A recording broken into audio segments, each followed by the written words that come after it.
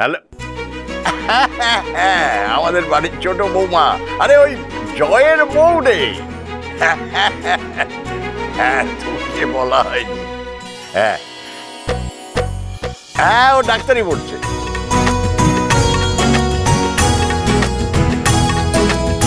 আমার ছোটবেলার বন্ধু, ওই রানীর খবরটা পেয়েছে, সঙ্গে সঙ্গে ফোন করেছে।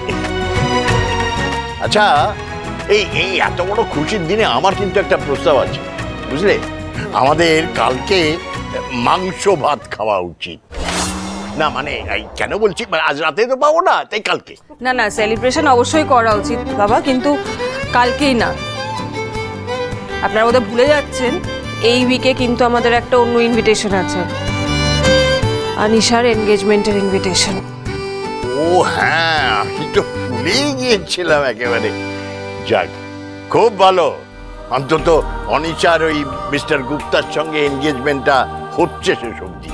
বাবা, ভালোই হয়েছে, জয় আর রানী ফিরে আসছে। অনিকের ব্যাপারটা ডাক্তারি চোখে দেখতে পারবে, ভালো বুঝতে পারবে আর কি। দরকার হলে ডক্টর রেড্ডির সঙ্গে একবার কথা বলে নেবে। কি অনিক, তোমার কোনো আপত্তি নেই তো? হ্যাঁ, না না, আমার আবার কি আপত্তি থাকবে? আপনাদের তো নাম্বার দিয়েই দিয়েছি, আপনাদের যখন ইচ্ছে ওনার সাথে একবার কথা বলে নেবেন।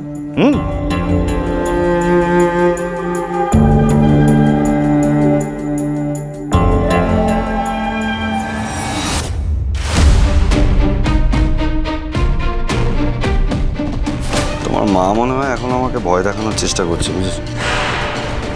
বলে দিও ব্যবস্থা একেবারে পাকা, আর এবার থেকে তুমি আমার হয়ে কথা বলবে। এই যে ডাক্তার দেখানো, অ্যাপয়েন্টমেন্ট, এই সব কিছু যাবতীয় সব কিছু তুমি কথা বলবে। আর তোমার ভাই আর ভাইয়ের বউ আসছে তো, সে তো আমার নিজেকে ডাক্তারি পাশ করার আগেই ডাক্তার ভাবে, সে ভাবো। কিন্তু ঘটনাটা হচ্ছে, আমি জানি যে ওরা একটু খোঁচাখুচি করার চেষ্টা করবে। দেখো যেন কোনো ইনফরমেশন লিক না হয়। আর যদি আমি বুঝতে পারি যে অন্যরকম কিছু একটা হচ্ছে আর তার পিছনে তোমার হাত আছে, তাহলে তুমি জানো আমাকে খুব ভালোভাবে।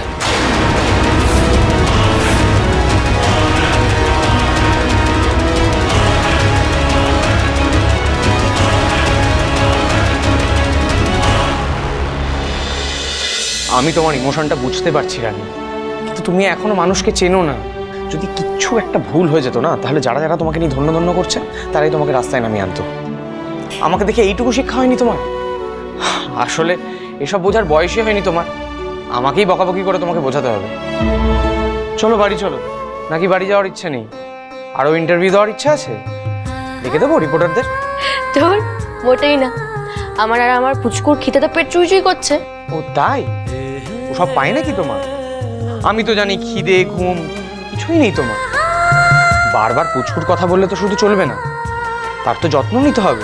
আচ্ছা বাবা, সরি, এই যে কান মুলছি। এইবার বাড়ি চলো, আমি বাড়িতে গিয়ে পুচকুর বাবা ঠাম্মা বাড়ির সবার রাগ ভাঙিয়ে দেবো, ঠিক আছে? এই খবরে দেখাচ্ছে মানে তো বাড়িতে সবাই জেনে গেছে না? জানবে না? চলো